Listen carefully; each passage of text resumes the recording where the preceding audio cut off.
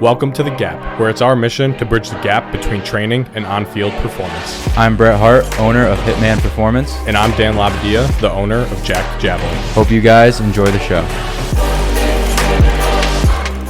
Yeah, we could just get right into it because I'm very curious about this whole system. And what my curiosity is leading me to is pretty much the creation, almost the origin story of this whole thing, because it is different, it is weird, like you just said, but I want to hear your side of just the start of it all. Awesome. Yeah, I've told the story so many times. I love telling it. So I just got to remind myself that you guys have never heard this. So I would say the origin story goes back to, this would have been back in 2008. I was at that point using a system called muscle activation techniques. It was based out of Denver. So I was an early adopter of that system.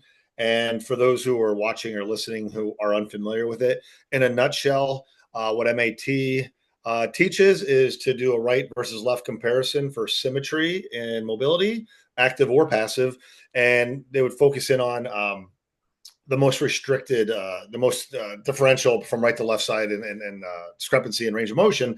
And we would target that. And what we were taught to think is every restriction in range of motion is always protective muscle guarding. So if you lack hip flexion, we're not thinking hip flex or hip extensors, not thinking hams and glutes. We're thinking insufficiency, inhibition of the abs, hip flexors, psoas, that sort of thing. And then we would do origin insertion palpation, and really very high percentage of time, you'd see some really cool changes happen. And that was good. And I was helping a lot of people. I had received help from MAT on myself personally with some of my issues from high school sports.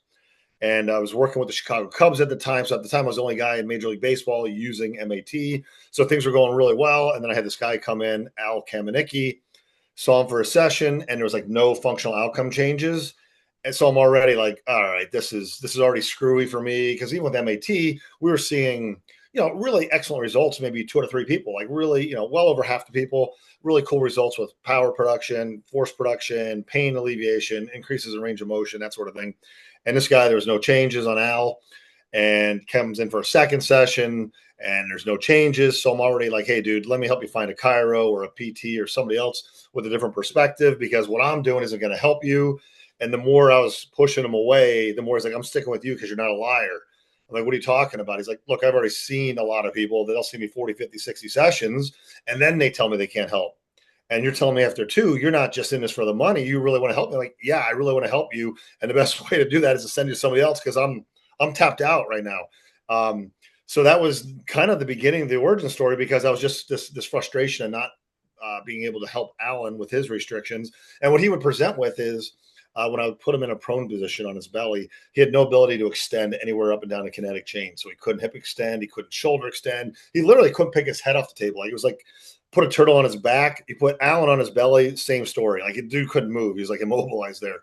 And he had like kind of, I guess some people call it like an upper cross syndrome. So forward shoulder position, forward head position, classic stuff that we talk about for people who sit behind a desk all day is kind of how we presented. Back pain, running down both sides, both legs down to his heels. So kind of like a bilateral sciatica type deal, and not getting better. Kept coming in to see me about once a month. And, it became like jokes like, all right, dude, you here to pay your friendship dues? Because I'm not going to help you, but I'm still going to charge you because you're the guy taking up space in my schedule. And so then we fast forward nearly, that would have been, I'm sorry, not 08. This was 2003. In 2008. So almost 5 years later, this is literally like 4 years, 10 months later. I'm like, dude, seriously, you are the classical definition of insane, because you keep coming back expecting a different outcome. I'm not expecting a different outcome. I think you're throwing your money and your time away with me, but you keep showing up. We got to do something different. I don't even know what different was at that point. I'm like, let's just try the polar opposite of what I was trained to look at human movement. So instead of looking at this restriction as protective muscle guarding, I'm like, let's look at this as the polar opposite. What if it's like an impingement type issue? So what I did is, instead of putting him on his belly and trying to work on that posterior chain to open up his ability to extend, we put him on his back, and we just did a bunch of isometric contractions up and down the anterior aspect of the kinetic chain. So like cervical flexion, capitis flexion, jaw extension, T-spine flexion, sit-ups. And we literally did like 40, 45 minutes of isometrics in the anterior chain, sent him on his way. The next day, he texts me, and he's like, well, what'd you do to me? And I'm like, what hurts now? I thought I really messed him up. And he's like, dude, like I got like no pain. I'm 2 or 3 inches taller. And I just played golf this morning. I took off 11 or 12 strokes. Because it was like he shot like an 88 or 89. He hadn't broken 100 since like the 1980s. And, he's insisting that I helped him. I'm like, and I thought he was yanking my chain. I honestly thought he was screwing around with me. So I got a little bit like caught lightning in a bottle, and I had no idea what happened. So I just knew that we had this great outcome with him. And I'm like, all right, this is crazy. I'm not abandoning ship. I'm going to keep doing this MAT thing because I'm helping people. But this Al story just really stood out in my mind. So for the next 6 weeks, all I'm thinking about, what the heck happened with Alan? It just made no sense to me. Like, why'd that work? Why'd that work? So about 6 weeks later, I get a piece of paper out, and I just start thinking about, all right, what are some of the principles that we all agree upon? I don't care if you're a strength coach, personal trainer, physical therapist, athletic trainer, doctor, anybody's doing with human movement. What are the concrete blocks we can like kind of establish our understanding upon? And then at that point, all right, then I'm open my brain up to discovery. So I wrote down things like during locomotion, there's always opposite arm leg swing occurring. The ground's hard, gravity's pulling us downward. I mean, literal, like uber basic concepts. And I'm like, all right, these are the things that we can all agree upon. So then what I did is I really I had to formulate like, okay, well, I need a question. I need like a little hypothesis. I need to figure out like, what am I trying to solve here? What am I trying to get answers to? And what I realized is, even though I have my 4-year degree from Penn State in exercise and sports science, I'm supposedly this movement expert. Nobody taught me anything about human movement. Like, I have a 4-year degree, and we didn't talk about movement in college, even though I got a degree in movement, right? Talked about the citric acid cycle, did some physics, did some stats. We did all these other like ancillary pieces, but nobody talked about like how the body was designed to move. So I'm like, all right, how are we actually designed to move in the presence of gravity in the ground? Like, what happens when the foot hits the ground? That's what I wanted to understand. So what I did is I had the skill set as a neuro response muscle tester from MAT.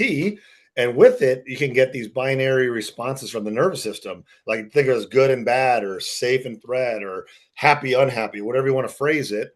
Safe and threat is probably the most common language in the industry right now. And I'm like, God, it's pretty cool to have this tool where I can extract true, false answers to questions I pose to my clients' bodies. So what I started doing is I started mimicking ground reaction forces up and down the kinetic chain, all 3 planes of movement, both directions, at every joint in the body.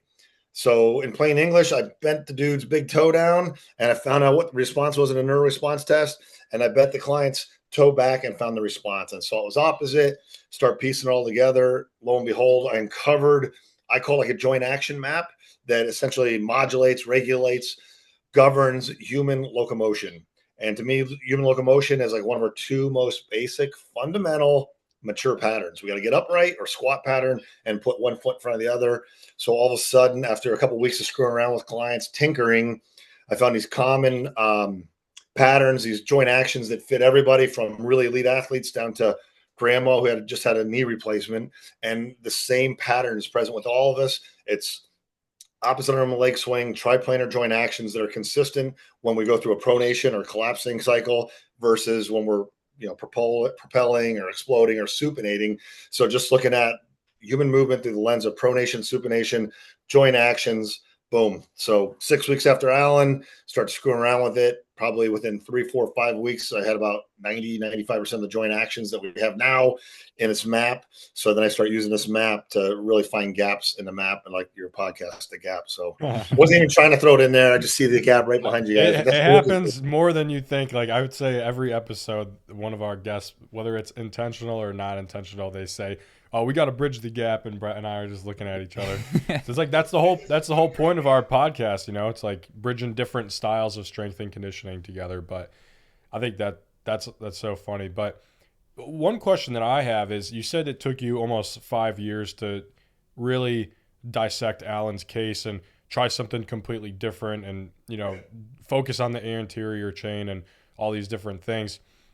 Where you're at in your career now, how long does it take you when you are seemingly stuck with a patient?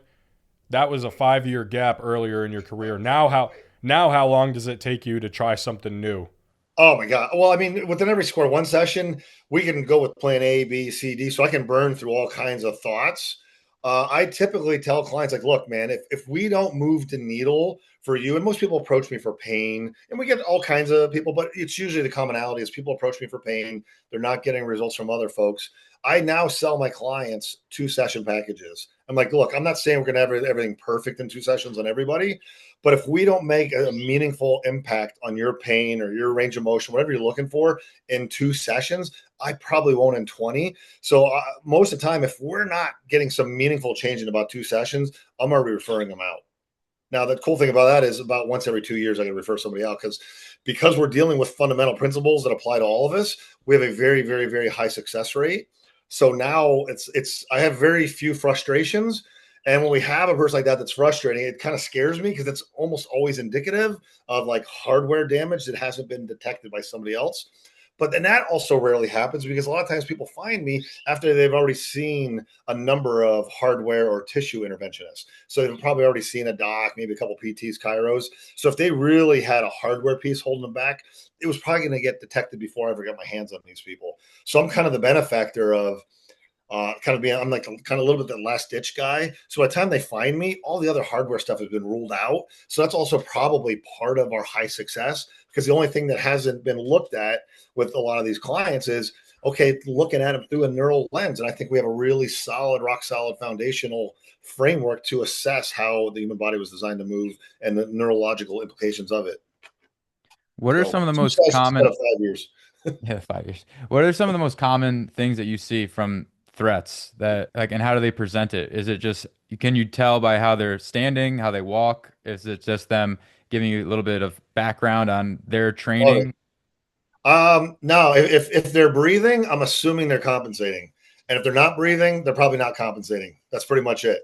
So like everybody compensates, not to be like a smart ass with you, but it really is like we all compensate. So I when people come in and see me, I have the anatomy charts behind me, like the skeletal and the muscular and the neurological chart and the nerve chart. And I'm like, I point at them, say the only assumption I'm making about you is you're not that perfect anatomical, every joint centrated. Like we haven't met that perfect person yet. So I just make the assumption that everybody's compensating. And the early threats on every client, whether it's an elite athlete or the other end of the spectrum, the first patterns, the first activities that I want to test out is mouth breathing, standing upright and just dealing with gravity, walking, and a body weight squat. Like those are my big 4. And literally, in now years of doing this, I think I've had 2 people ever where a body weight squat didn't elicit a stress reaction in your body as we're looking for it. So even dudes that have like 3 times, 4 times their body weight squats, a body weight squat will actually trigger response where the body has to go into not even a protection mode, but a compensatory mechanism. So we all compensate more than we realize is my take on this situation. With gait, because I wanted to ask you this, was and still am kind of a toe walker since I could really remember, and I'm very like front-sided, and I'm always just on the toes, and I always just have some type of posterior injuries, just hamstring. Well, now my hip, but that was just wear and tear. But usually hamstring strains, low back was always a chronic thing. Is there something different you would do for someone that is a chronic toe walker just since birth, or is it just still just that's just a common No, compensation? like I look at it like you could literally gouge my eyeballs out and it won't make me any better, any worse of a practitioner because I'm not using my coach's eye to inspect things. Now I am looking, and if I see something that's like pretty grotesque, like if I have someone come in and they do a body weight squat and it's really ugly, and you see me reaching for my iPhone, that means you're like in the bottom 10%. Like, whoa, this is really where'd you learn to squat or where'd you not learn to squat?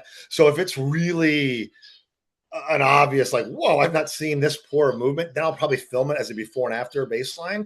But nothing that I'm doing is actually informed by what I see with my eyes. So we're really doing is it's really load tolerance testing the body. I put people in the challenges, find out where the break is, where the gap is, and how they're organizing themselves to create patterns. And so again, if I see something that's kind of ugly or something a little funky, I'll film it as a beginning snapshot. And then, after we clear out 5 layers or 50 layers or maybe 2 sessions in, hey, let's go back and inspect it again. Is there change? So I feel like we're approaching this from a beginning to an end, not an end to beginning, or like from a bottom to top approach as opposed to starting in outcomes and working our way backwards. Because that's what a lot of if you look up the difference between novices and experts, novices will tend to look at the outcome and then they'll guess their way backwards. But true experts, in no matter what the domain is, they have a pretty solid command of the base components. So I think with Square One, we are teaching movement professionals about the base components that are involved in motor control, or how the nervous system and the hardware organize themselves together to generate patterns. So patterns of movement to me aren't about muscles and bones precisely. It's really the building blocks of patterns are joint actions, eye positions, head positions. So we're looking at, when we put somebody in a load or we challenge them, where does the break occur in joint actions, eye positions, and head positions? We find them, and then we basically reboot the system around those gaps in that communication from sensory back to the brain. So when you go through them, like say the 2 sessions, do they?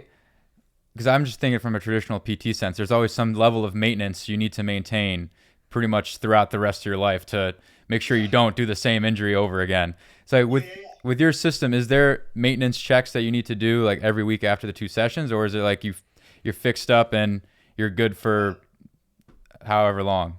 I'd say more the latter. The operative order, you said need to do maintenance. Okay, so I think there's value in every single one of us getting a tiny bit of Square One every day. Like, sure, that'd be great, but it's at some point it's a diminishing return. So we get the big returns in that first hour, 2 hour, 3 hours worth of working with somebody. That's where we move the needle the greatest. But as far as needing regular care with Square One, for most people, there are isolated rare cases where someone's had 24 surgeries. Like, oh my gosh, dude, seriously, just move in with me, because this is going to be like, I'm hoping this is really good duct tape for you. That's a different story. But for most of us walking around that are relatively healthy people, if you think about what we all believe about the brain, that the brain is wired for our survival, it's wired for efficiency. If we actually fill in real, true gaps in how the nervous system is communicating with our different body parts, if we fill those in and give the brain more efficient patterns, why would it revert unless you fell down the steps or got hit by a truck? Right. And the answer is it doesn't. So if people out there doing neurological work and like, well, I got to do this every day, I got to rub this body part, or I got to do this thing or that thing, like, well, stop calling what you're doing a reset, because a true reset means it's kind of set it and forget it. Now, again, doesn't mean you're not going to put yourself in harm's way. And then, so the idea of regular care for certain people, an elite athlete who in a contact sport, like, dude, seriously, in season, get your butt in once or twice a week. But for most people who have chronic back pain that's been going on for 2 years or 2 decades, it's pretty much that first 1, 2, 3 sessions, maybe get them in a good place. And then I usually say, hey, let's try to meet up in 6 weeks. They're looking good. Hey, let's try 3 months. And I just try to wean them off and say, hey, the joke becomes, hey, give me a call the day before your pain comes back. That'd be great, because it's probably not going to be for weeks and months on most people. That's fascinating. I mean, that's just because I just think about traditional PT of just having to do the same routine over and over again and just. And it's not wrong, but you think about it, they're trying to elicit change in the tissue.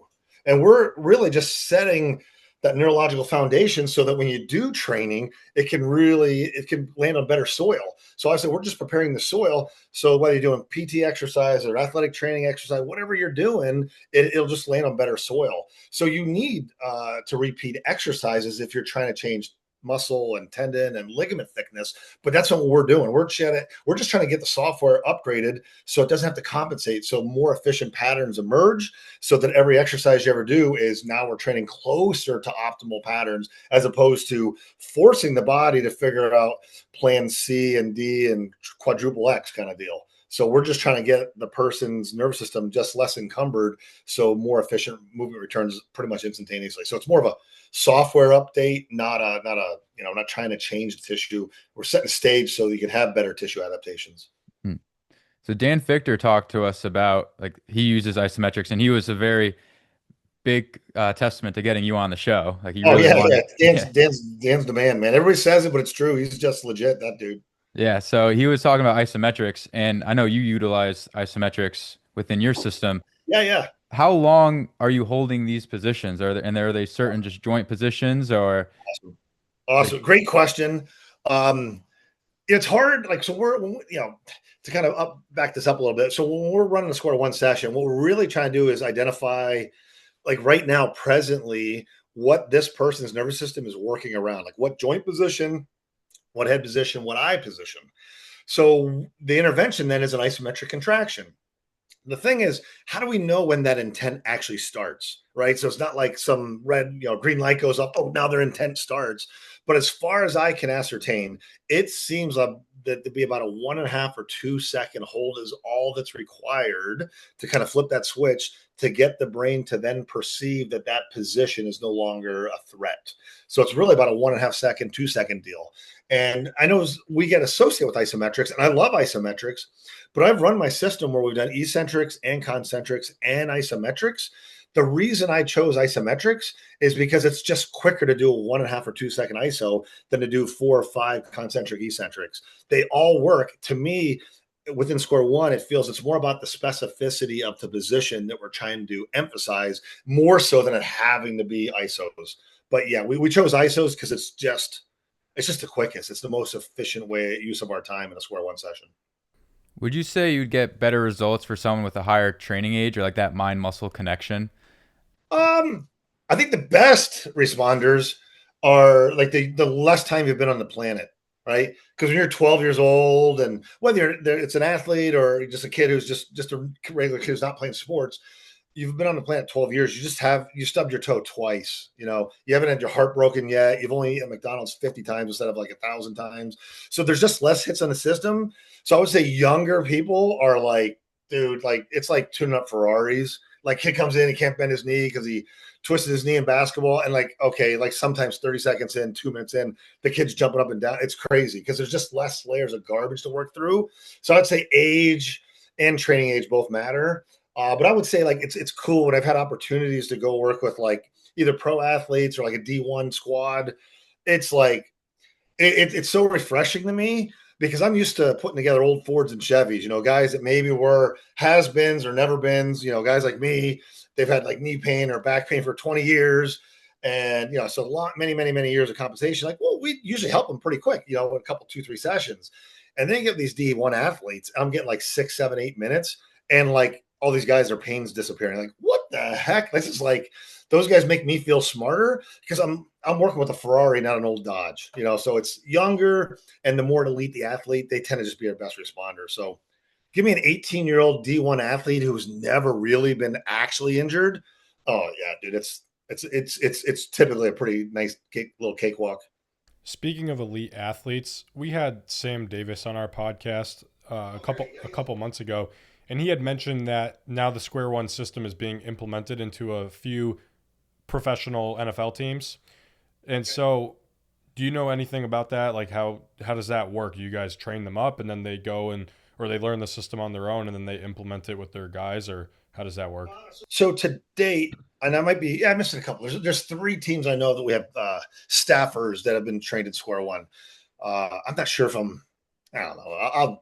I'll say the team names. What am I going to do? Sue me for saying the truth? I don't know what the heck. So I know the AZ Cardinals, they have a few guys in there.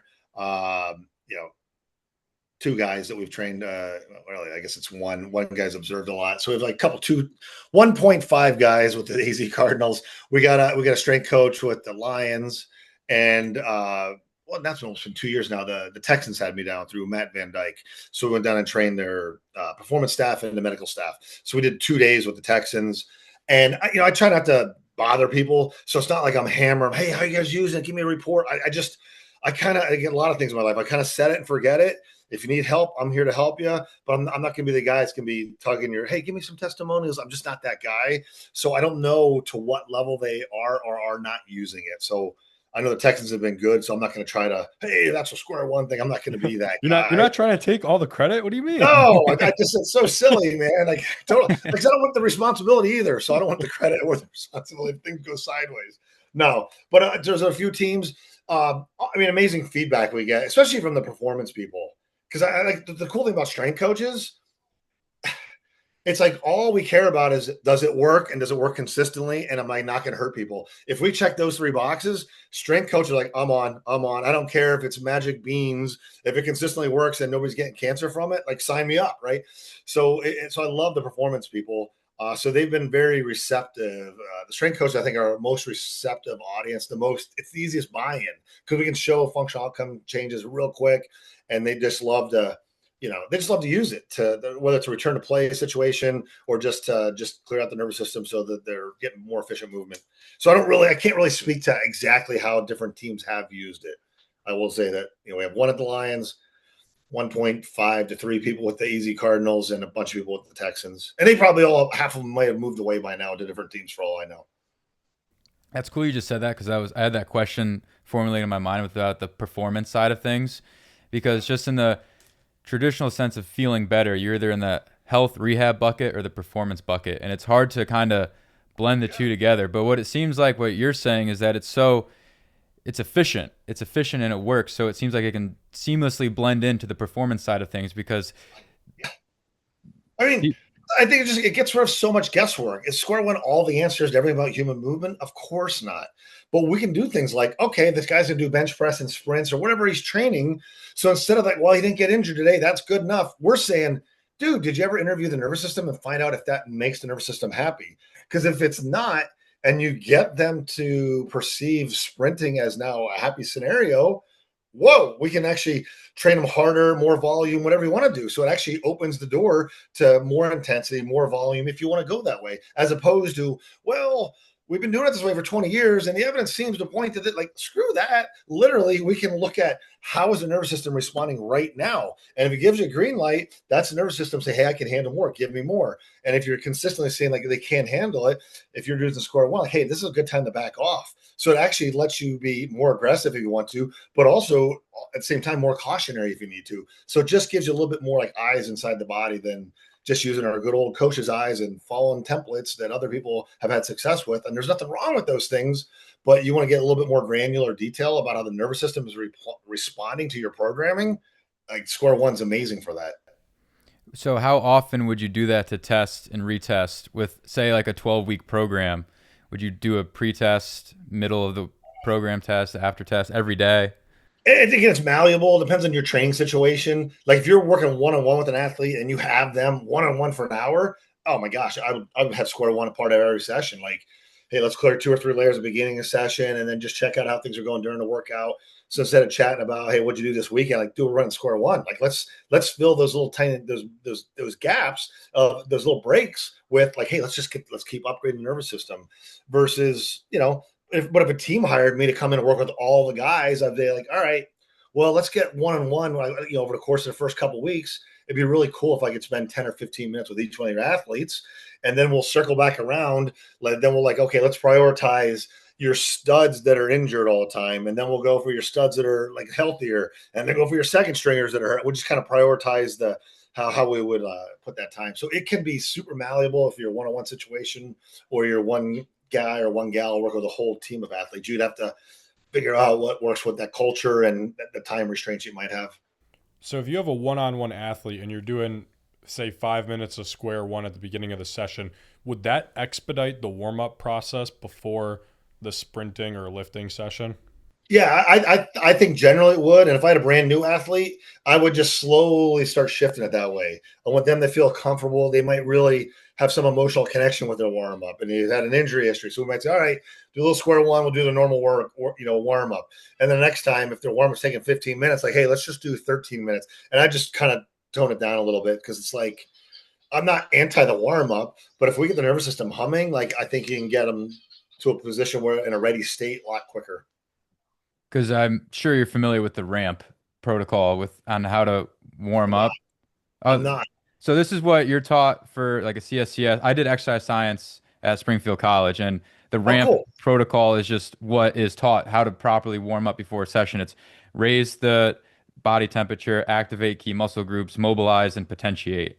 It's like it's those 4 things that I think square one's probably knocking out those last 3 probably. Mm-hmm. So I'm all for getting warm, but I'm like, muscle this and that. Like muscles are too specific. Looking through a straw at the whole picture. We're looking, if you get the nervous system where it can handle jumping off boxes and the nervous system is cool, the muscles are doing their job. So I think it's just too granular. So yeah. So sorry to cut you off. No, you're good. It's just I was curious because we were talking with Zach Jungles before, and he was saying he's like, just do a little square one, scratch and sniff almost, and then do a couple sprints, and then he's good to go. But then I also know that risky. like if a team would hire me, I don't want to say, hey, we're gonna totally revamp your whole warm up overnight. Yeah. I'd like, okay, let's test it out a little bit. Let's have a test group, and the control group will be your studs. The test group will be the guys who are about ready to cut off the team, just in case it goes sideways, just in case. But actually, I do agree with Zach. I would be more cavalier, like Zach is with his own body, than I would with clients or athletes that are hiring me. Like, all right, I'm not trying to crap on all the traditional stuff, but I'm also not afraid to poke the traditional stuff. Like, well, let's test it. Just because we all say it doesn't make it true. Let's test it out a little bit. So I'm probably between Ramp and Zach. Probably. Let's be like I'm willing to be on Zach's team or the traditional. Like I'm a little bit naturally a skeptic. As much as I love my stuff, I'm like, well, I'll theorize it, but I'm a little bit like, let's test it out first. We don't need to change like 90-degree turns with the programming here. We can just mix things in and gently see how things go and gradually transition decisions like that, which are kind of, because that goes sideways, that could be catastrophic. Yeah, that's what my main thought too was going with these professional teams. You're like, all right, we're going to scrap everything you guys been doing. Yeah, I would never, it would not be received well. And I just think it would be unwise.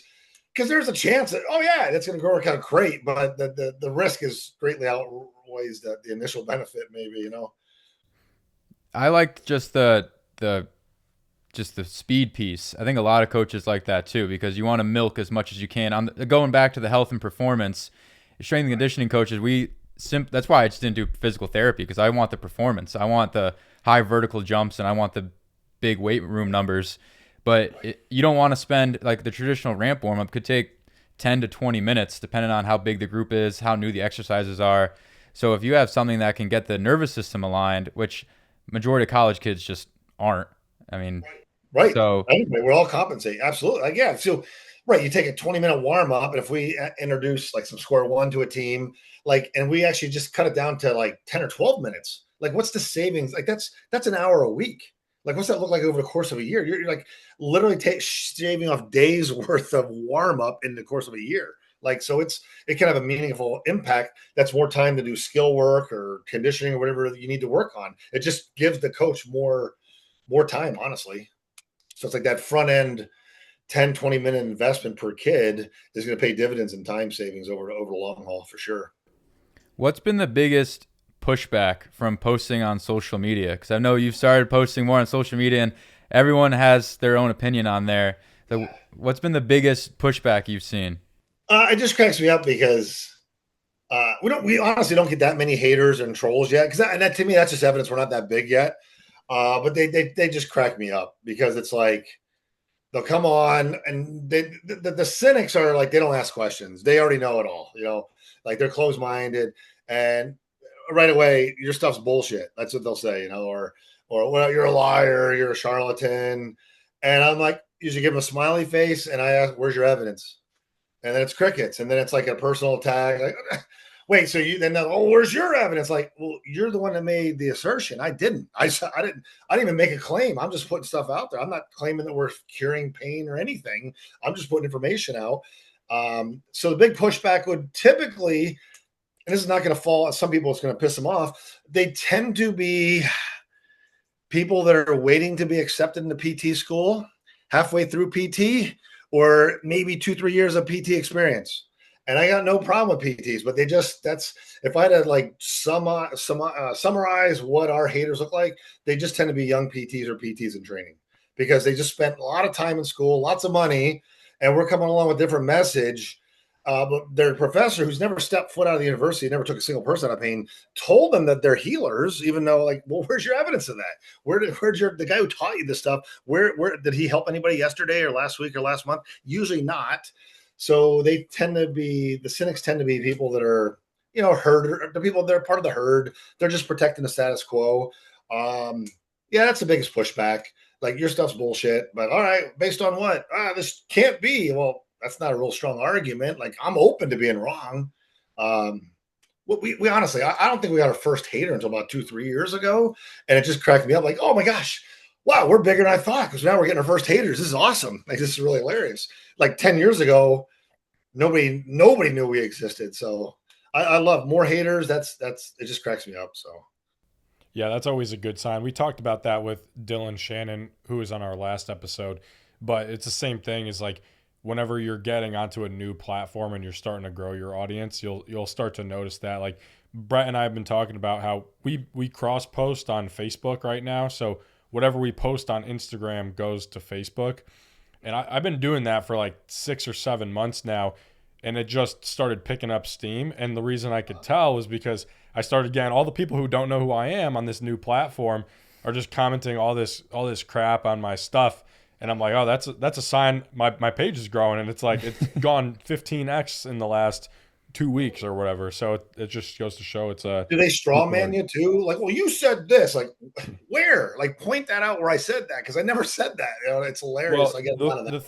the thing that I get a lot just because my background's javelin coaching, so I have a lot of 10 to 15 minute YouTube videos on me explaining something into detail. And then I'll take a 30 or 60 minute or 30 or 60-second clip and post it on my Instagram. And then that cross posts over to Facebook. So then they see the 30 or 60-second clip. And then they are like going off in the comments. And I'm like, all right, well, here's the full video. And, if you want the full context, you can hear me talk about it in more detail. But, it's just like, it's the context thing. Like, they don't know who I am. They don't know the full video or the full context of what I'm talking about. Yeah, and they have that combination of ignorance and arrogance mixed together, and just it's disgusting and hilarious at the same time to me. So like, look at this moron, like I was like something. Did you ever learn to ask a question? If I met you live, would you punch me in the face and say you're a liar, or would you say, hey, tell me about what you're doing? Like it's so like a lack of politeness from jerk offs on social media sometimes. Yeah, you're not a real person to them. That's why it's just they're sitting behind a screen. Right, like it's like they have all the answers. Like they saw, like they didn't see the three people I took out of pain yesterday that nobody else was solving. Like oh, you're right. It's definitely a placebo. I'm imagining this, and the people we have across the world doing this stuff and helping people. We're all part of a group delusion, and we're all like, come on, like that doesn't even seem realistic at this point. So, but Yeah, they I don't know. remember seeing your page with that video that took off with, I think it was a girl athlete. You're doing the internal rotation on the foot on the table. Yeah.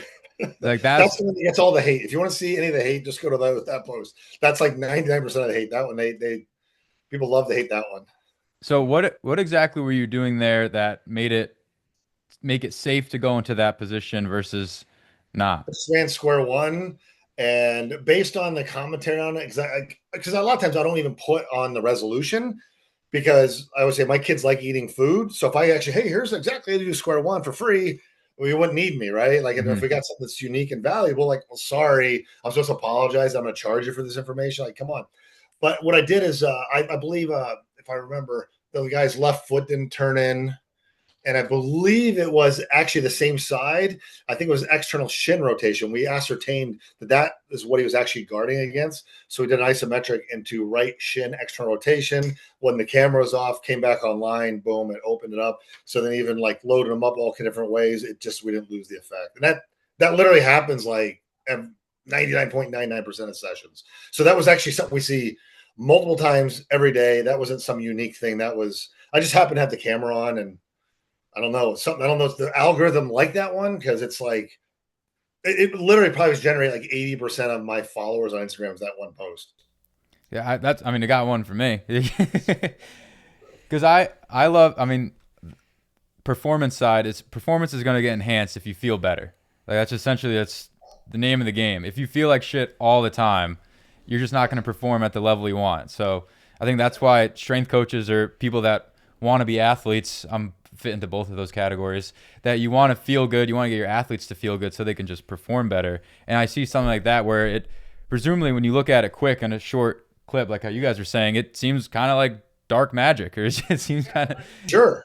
I always take that as a like compliment when I say voodoo or magic. Yeah, totally. I always call it woo woo. Like, yeah, like certain things I won't even show online because those would be way too woo woo for the mainstream. And I'm not trying to create an island and burn the bridge. I want people to come out mainstream or otherwise. And I'm always open to skeptics. Like, hey, this wouldn't exist if I wasn't skeptical. But the cynics, I just try to identify if someone's a skeptic or a cynic. As soon as I know they're a cynic, I'm like, oh, okay, like when you grow up a little bit, like come back, I'd be happy to have a conversation, but I'm not interested in arguing with the cynic. But skeptics like, hell, oh my gosh, like I'm not offended by questions. I'm like, yeah, let's talk about this. But if it's just like you're full of crap and like, wait, you don't even okay, great. Tell me the joint action when the right foot hits the ground. Tell me the frontal plane action at T spine. You can't answer that. Like that's like 1+1 is 2 to a square one person. So if you don't know the basic pieces, how are you in a position to even judge what we're doing if you don't even know how to count to 10 and you're talking about trigonometry? Like, dude, slow up, pump the brakes. You don't even know what you're commenting on. So if they're that cynical and they rush to judgment, like, all right, when you're ready to have an adult conversation, I'm all for it. That'd be cool. Even if you think I'm full of shit, as long as you're polite enough to ask good questions, I'll do my best to answer. But as soon as you start getting like a jerk, then it's like I'll sometimes get drawn down to your level and kind of make some jokes, and that upsets them too. It's just funny. Yeah, I always poke fun at those coaches too, because a lot of times I'll get the older coaches that don't like my new revolutionary way of doing things and the social media, and then I always will comment back, "Hey, why don't you make a video on this and explain it better than I do, and then send it over when it's Exactly. done." I know it's like I'm always like when you have that much criticism, like, are you just broadcasting a world that you're not getting great results like we are? Because that's what it sounds like. Because it's like just can't be like Yeah. you're just saying that you suck. I mean, that's what you're basically admitting. So okay, yeah, Yeah, I it's mean funny.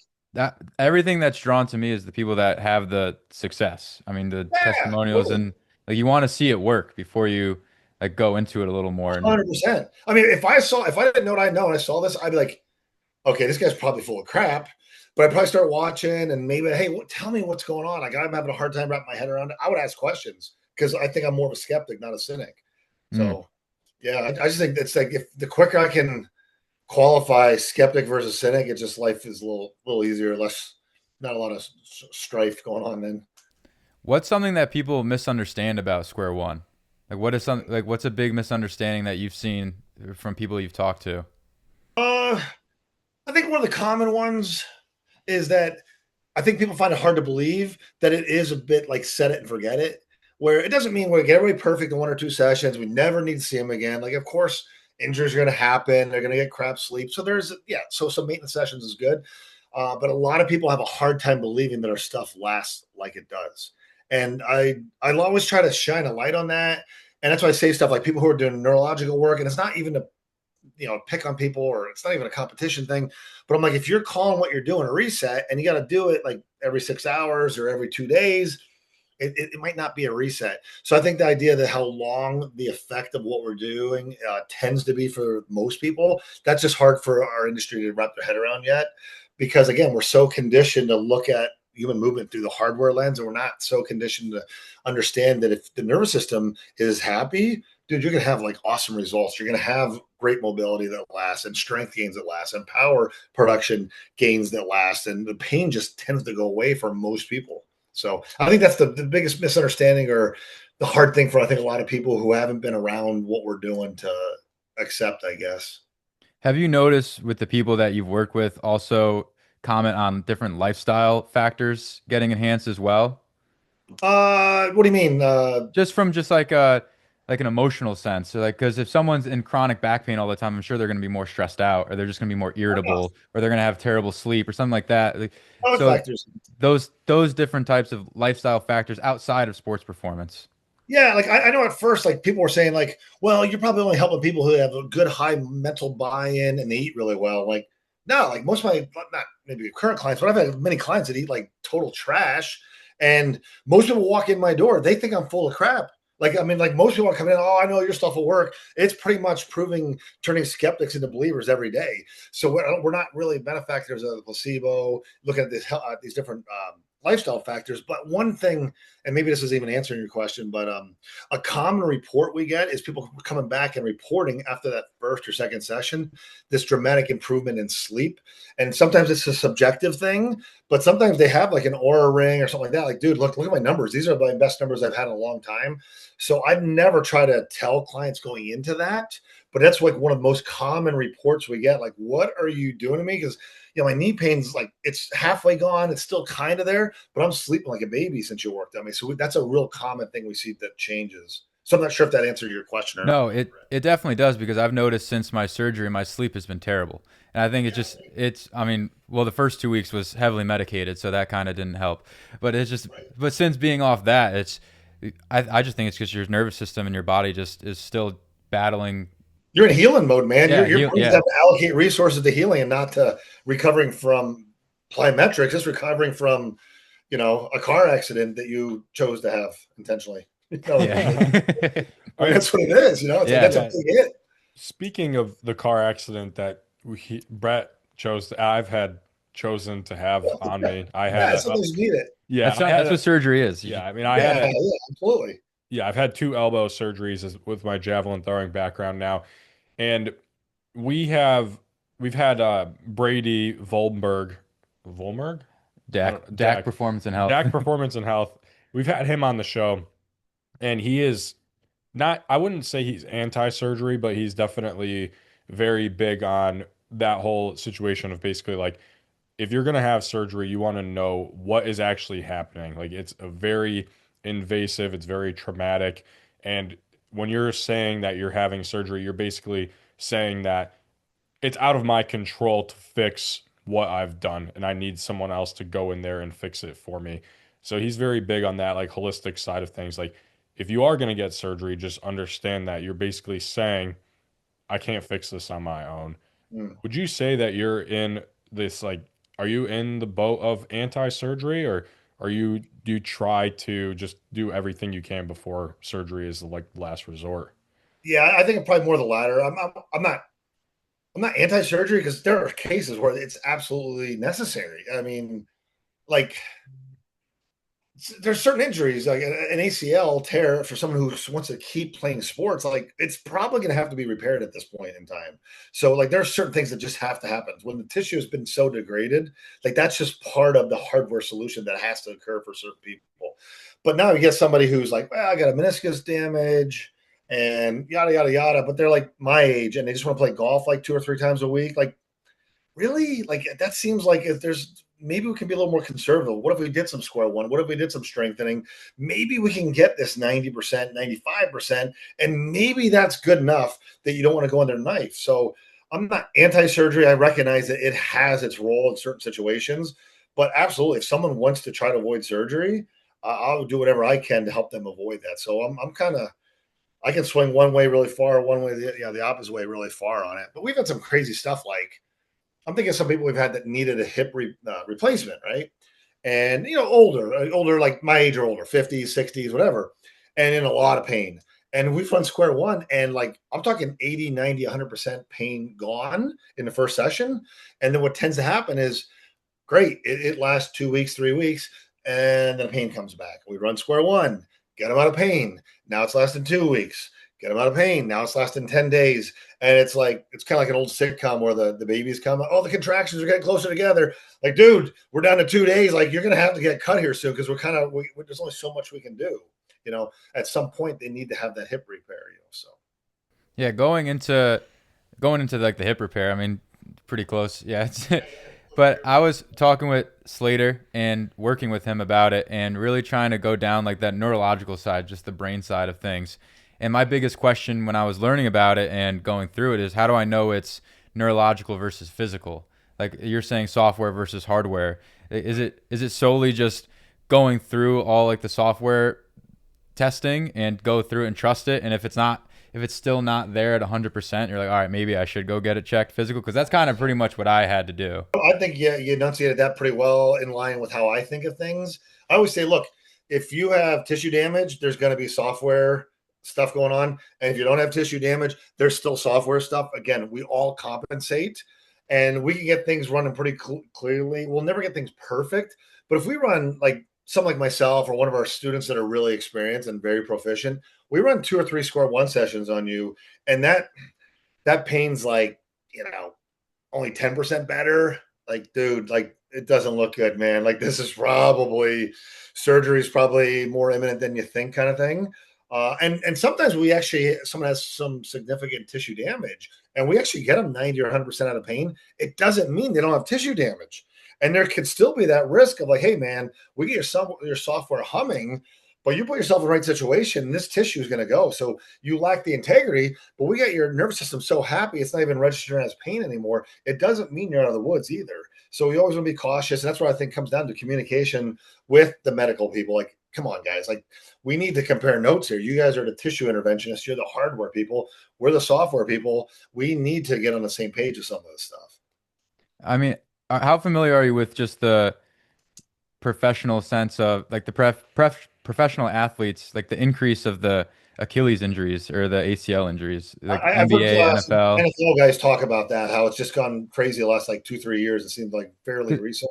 To me, it's clearly not a hardware problem because these are freak genetic athletes that have been training their whole life. Like I really don't see it as a hardware problem. Yeah, and I don't have answers. I would just say, like, man, I'd just like to get my hands on all these guys, get their nervous system clear. Would that reduce it? Probably. And where's the harm in trying? Like literally, if you're doing a 2 second isometric, a head leaning left and breathing through your nose, if that injures your athlete, like the dude's getting injured like the next time he sneezes, you know? So I think I'd love to get square one on a lot of these guys more and see if we can reduce some of that stuff. But Yeah, I don't have the answers, just lots of questions. yeah, just a ton of. I saw some type of conspiracy on the Niners stadium that they're next to like a Tesla electronic charger station, and like the electromagnetic waves are slightly higher at their training Is it facility than all helping the other them or ones. hurting them? What do they say? They're Hurting them. It's Well, theory. it says it's hurting them more. It's just because they're not Oh, now they're going to be more in a stress state with higher electrical like waves in the area, and it's just oh, because the maybe. Niners had a higher injury rate than any other team in the Sure. league. Yeah, that's one theory. I mean, we can all make theories all day long about everything. That's how I always say, like, guess, guess, guess. It's fun to talk about over a beer, but at some point you got to prove it. So, yeah, maybe. I'm all for a good conspiracy theory, though. They always excite me and get me cracked up a little bit too. People love conspiracy theories. I They're do too, great. man. Hey, I got a big, what do we got here? Bigfoot mug here in front of you. So, yeah, Oh, I'm all. nice. With how many coaches do you have underneath Square One currently? Do you know that Like, number? you trained? That since you've trained in, like in your Square One system. Um, It's hard to say because we sell online products, so it's hard to say, Hmm. well, this guy's trained and this one's not. Because we do sell like the Squirrel One online, which is pretty much everything I was teaching in workshops pre 2020. So there's I don't know how many of those folks, but in live workshops, I would say since 2022, we've trained about 800 to 1,000 people in the last 4 years. Probably 700, 800 now I think about it. We've been averaging about 150 or so a year. So it's been 4 years, 5 years since COVID. Yeah, probably 600 to 800 in the last, this side of COVID, we'll say. All right, so it's definitely growing. Yeah. Like Yeah, that's pre-COVID, good. dude, I think the one year we trained 30 people, that was the most. And then since we started going back late 2021, yeah, so it's been 4 years now. Yeah, we've been training like 100 to 160 people a year. So it's that, 3 to 5 fold growth, I would say, in the last couple of years. Who do you see that signs up to get trained by you guys the most? Is it PTs or performance coaches or? I'd say performance coaches, and yeah, open-minded PTs. We got those guys would probably be the second or third batch. I'd say performance coaches, then probably fitness people, and then the open-minded rehab folks would be next, along with like manual therapists and some Pilates people and yoga people and golf coaches, all that kind of stuff. But I'd say strength coaches, speed coaches, people who care about performance are like that's our bread and butter. I'd say. I was going to ask you about yoga and how it might contradict or correlate in any sense. I don't know if you had any experience with yoga. Not much. I look at it. Square one is just again, we're preparing the soil. If we can kind of defrag the computer, get it where the brain can access all these different joint positions, it's just a much more robust ingredient list to generate patterns. So I don't care if you're doing yoga or swinging a golf club or playing ice hockey. I don't care. My job is the same. It's just to prepare your body for the stress that you're going to place yourself in. So I'm just trying to give the brain access to position, open up more efficient pathways to accomplish physical tasks. So I look at With everything to be complementary. So what would be a core principle you would like to let everyone know that maybe doesn't truly buy in yet or is still on the fence and wants to learn more about the system that you would feel free to give away? I'm not telling you to reveal all the secrets, but Yeah. No, we leak some stuff out. I would say there's so many different ways we can reset the nervous system. And within square one, we're trying to stay in our sandbox a little bit. So we have like a vestibular reset, we have a visual and a proprioceptive piece. So we kind of have very specific ways to go about that. And a nugget that it actually is, it's like a bigger nugget than people that it's going to sound. But we found that basically any eye movement in concert with a nasal breath is a reset to the system. So the problem for a coach who might be watching this, if they can't do a neuro response test, you might not have a way to gauge like when you've done it enough or insufficiently or whatever. But just take my word for it. Just say eyes up and a nasal breath is a reset. So what you could do is, as part of your warm up, you do this one drill, eyes up, sniff, and do another drill. So you can sprinkle that into your warm up. And I'm not saying, oh my gosh, my whole team's now pain free. We're not saying that. Like square one's more than just, hey, just eyes up and sniff. It's a lot more, there's more to it than that. But that's an easy takeaway with zero risk. And potentially it's going to move the needle for certain athletes for sure. So I would just say sprinkle in eyes up, nasal breath, any direction works. But I don't want my athletes thinking about me or square one when they're trying to perform or train. I want them to be in the moment of what they're doing. So I just kind of like Pavlov's dog. I just try to train them up, eyes up, sniff as their reset. So when they're out there without me, they've already conditioned them to do that. So that'd be a takeaway that sounds like a nothing burger, but it really can move the needle for a lot of people. If you don't do, I would advise coaches too who are real curious and skeptical type, like do it on 10 athletes, but before you do it, maybe do like a single leg broad jump, and you'll see that discrepancy, and just run it on 10 guys and take it through a warm up, add that. And I would be surprised if 3, 4, 5 your guys are now like the gap between right and left is closer, and if they actually would jump further. So test it out, prove me wrong. I'm all for it. Literally just sniff, just eyes up.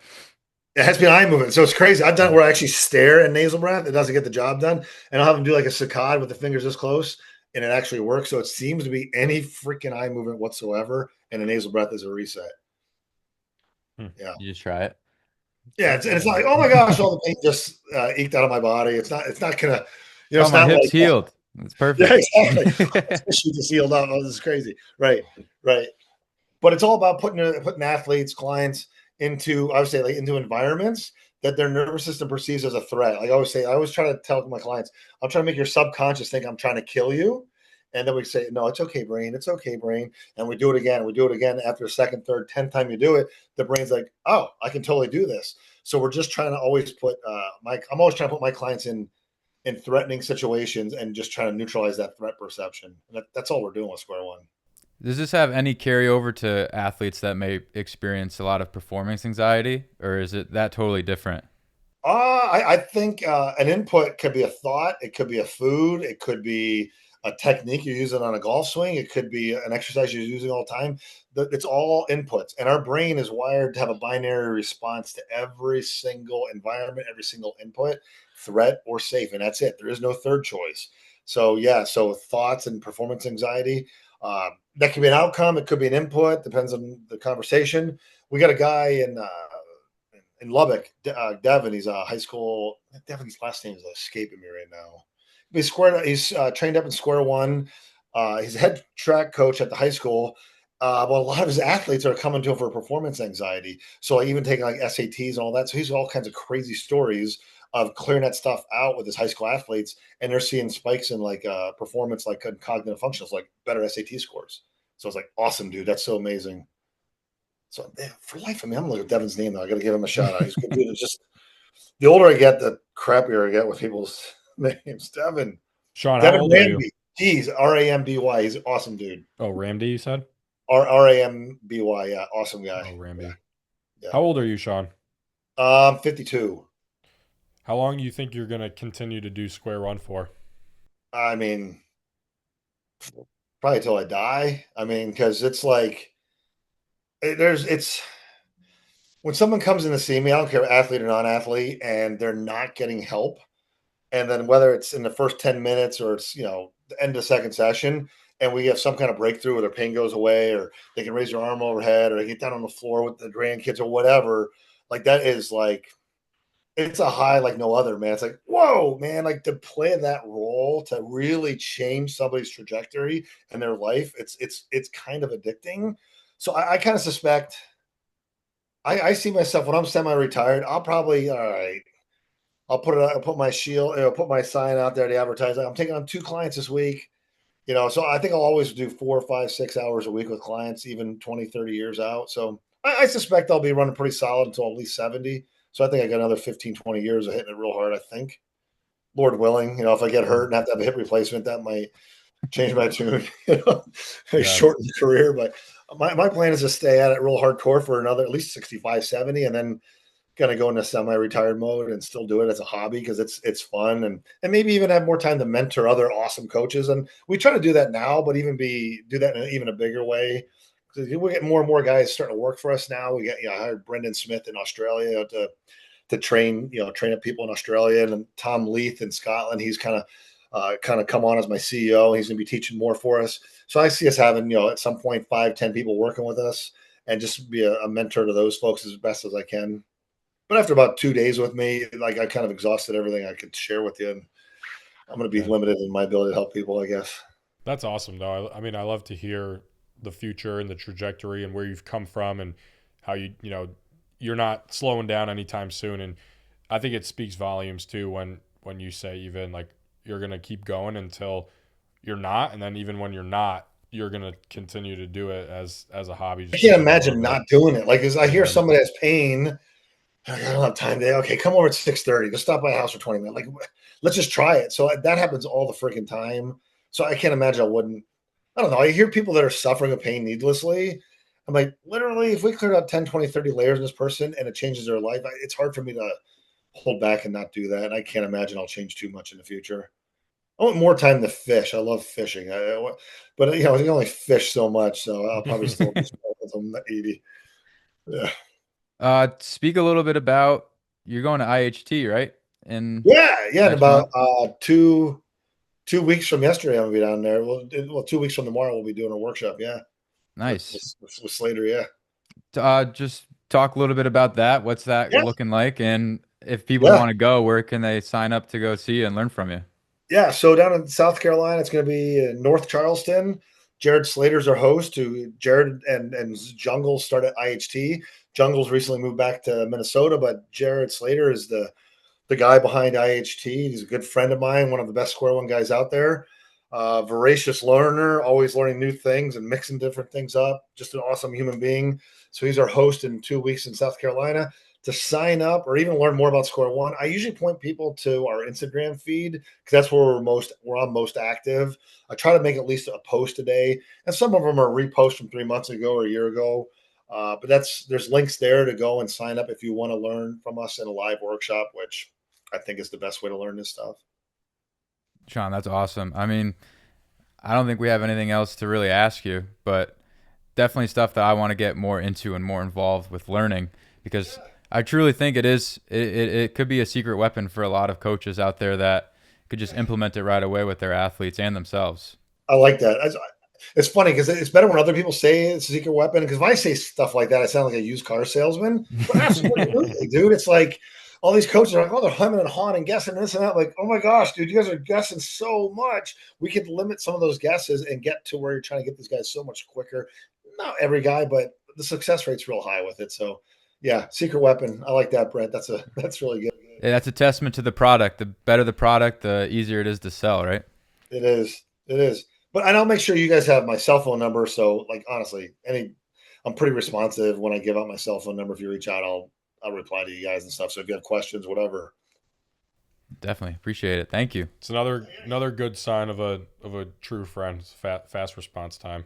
Yeah, I try to do my best I can. I tell people like if you don't hear back from me in 24, just send me another one. Say, hey, knucklehead, why you avoiding me? Like, oh yeah, I'll get back to you. So but I appreciate you guys having me on and giving me an opportunity to share a little bit about with your audience. And Yeah. you can tell I get so excited about this stuff, and I always talk this fast, but I love talking about Square One because I tell people if you've seen what I've seen, it's impossible to not be like out of your mind excited about it because it really moves the needle for a high percentage of people that we get our hands on. Yeah. Well, we really appreciate the high energy and the insight because, I mean, it's always refreshing when we get a guest that really is passionate about what they're doing and passionate about being a guest on our show as well. So we appreciate you.